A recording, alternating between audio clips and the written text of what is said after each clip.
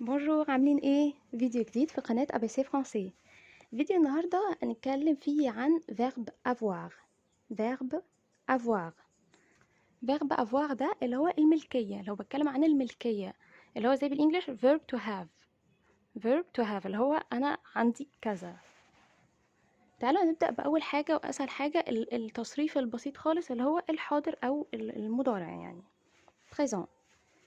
بصرف verb avoir ازاي في البريزون؟ لو عايز اقول انا عندي كذا، انا عندي الحاجة دي، بقولها ايه؟ جي apostrophe ايه. جي apostrophe دي طيب اساسها ايه؟ جو ايه، بس مش بقول طبعا جو ايه، فبشيل الاو بحط apostrophe بدلها فبقول جي. tu as يعني انت او انت لديك، عندك. il او elle السنجولير a. nous avons nous avons بس بقولها nous avons عشان الاس. نفس الكلام vous avez بنقولها vous avez. il avec s او elle avec s بقولها ils ont elles ont. يبقى كده احنا خدنا البريزون بتاع verb avoir. لو عايزه اقول جي un chat مثلا، انا عندي قط. nous avons un chat، احنا عندنا قط. طيب الفوتور بقى، المستقبل، بقوله ازاي؟ بصرف الفيرب ازاي؟ فيرب avoir j'aurai، نفس الكلام je aurai بس ما بقولش je aurai، بشيل الاو وبحط جي apostrophe aurai، بنقولها j'aurai. tu auras يعني سوف يكون لديك، هيكون عندك. il أو elle aura. nous aurons nous aurons. vous aurez. il avec s أو elle avec s البلوريال تبقى auront. ils auront elles auront.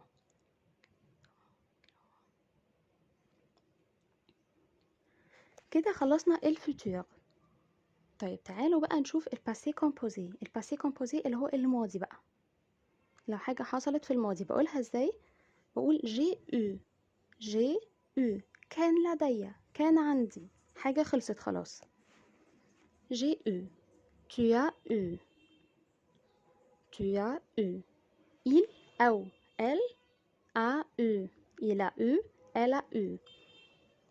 nous avons eu. vous avez eu. il avec s أو elle avec s للبلوريال بنقولها ايه؟ ils ont eu elles ont eu. كان لديهم، كان عندهم كذا. طيب ده كان الباسي كومبوزي. تعالوا بقى ناخد الامبارفي زي ما قلنا ده ايه؟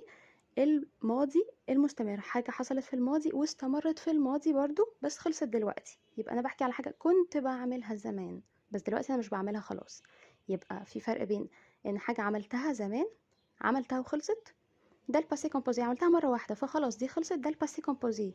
بقول جي في مثلا، عملت كذا بس وخلاص، مرة واحدة وخلاص. إنما لو هحكي عن حاجة كنت بعملها، عادة مستمرة استمرت بس في الماضي، أنا دلوقتي مش بعملها خالص، بقولها ازاي؟ في الامبارفي بقى، بصرفها في الامبارفي. يبقى عرفنا الفرق بين الامبارفي والباسي كومبوزي. الباسي كومبوزي حاجة حصلت في الماضي مرة وخلصت خلاص، ما حصلتش تاني، فبقول عملت كذا في يوم من الأيام كده. أو امبارفي أنا كنت بعمل كذا، حاجة استمرت عملتها لفترة طويلة في الماضي فبقول كنت بعمل كذا. ده الفرق بين باسي كومبوزي وامبارفي، الاتنين في الماضي بس في حاجة خلصت وفي حاجة استمرت لفترة معينة في الماضي. طيب تعالوا نشوف بقى تصريف verb avoir في الامبارفي بنقوله ازاي. j'avais كان لدي. tu avais. il أو elle avait. il avait elle avait.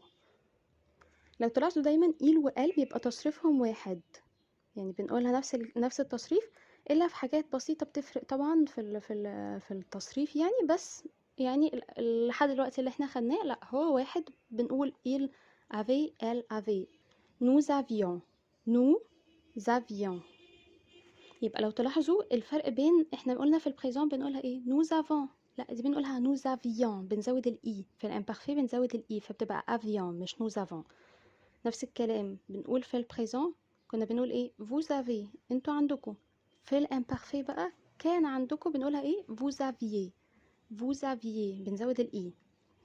بعد كده اخر حاجه il avec s او elle avec s avait، avait a i e n t. وبكده نكون خلصنا فيديو النهارده، يا رب تكونوا استفدتوا وكون قدرت اوصل لكم التصريف بطريقه سهله ولطيفه عشان ما تتلخبطوش.